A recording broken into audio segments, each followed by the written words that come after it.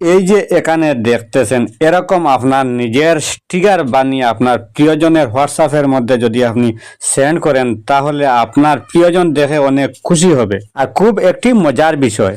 আর এইটা দেখে আপনার প্রিয়জন সাথে সাথে রিপ্লাই করবে যে এই কাজটা কিভাবে করতে হয়। আর এই স্টিকারটা আপনি মাত্র 1 সেকেন্ডের ভিতরে তৈরি করে হোয়াটসঅ্যাপের মাধ্যমে আপনার প্রিয়জনের কাছে সেন্ড করতে পারবেন। তো এই কাজটা করার জন্য যাহার হোয়াটসঅ্যাপে আপনি পাঠাবেন তাহার হোয়াটসঅ্যাপ প্রোফাইলটা ওপেন করবেন। ওপেন করার পর এই যে নিচে এই বাম সাইডে এখানে দেখতেছেন একটা ইমোজি চিহ্ন রয়েছে, এটার মধ্যে আপনি একটা ক্লিক করবেন। তো ক্লিক করার পর এবার আপনি কি করবেন, এই যে কয়েকগুলো অপশন এখানে রয়েছে তার মধ্যে থেকে আপনি এই যে ডান সাইডের যে অপশনটা রয়েছে এইটা আপনি এখান থেকে সিলেক্ট করবেন। সিলেক্ট করার সাথে সাথে এই যে এখানে রয়েছে ক্রিয়েট, এই ক্রিয়েট চলে আসবে, এই ক্রিয়েটের মধ্যে আপনি ক্লিক করবেন। তো ক্রিয়েটে ক্লিক করার সাথে সাথে সোজা আপনার ফোনের গ্যালারির মধ্যে নিয়ে চলে আসবে।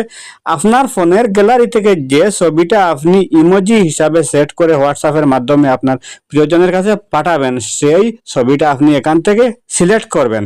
তো সাপোজ এই ছবিটা আমি এখান থেকে সিলেক্ট করব। তো সিলেক্ট করার সাথে সাথে মুহূর্তের ভিতরে এই ছবির ব্যাকগ্রাউন্ডটা রিমুভ হয়ে যাবে। এই যে উপরে এখানে টি চিহ্ন রয়েছে এই টির মধ্যে আপনি ক্লিক করবেন।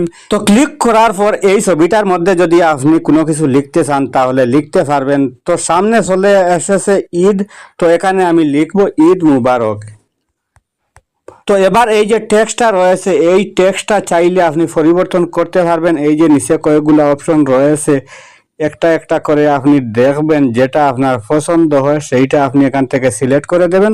তো সিলেক্ট করার পর এবার এই যে টেক্সটটা রয়েছে এই টেক্সটটা আপনি কোথায় বসাবেন, 2 হাতের আঙ্গুল দিয়ে আপনি এইভাবে চাপ দিয়ে ধরবেন। চাপ দিয়ে ধরে মনে করেন এই ওয়ার্ডটা আমি পুরা এই নিচ বরাবর বসিয়ে দেব। তো বসানোর পর এই যে নিচে এখানে রয়েছে শেয়ারের অপশন এটার মধ্যে ক্লিক করবেন।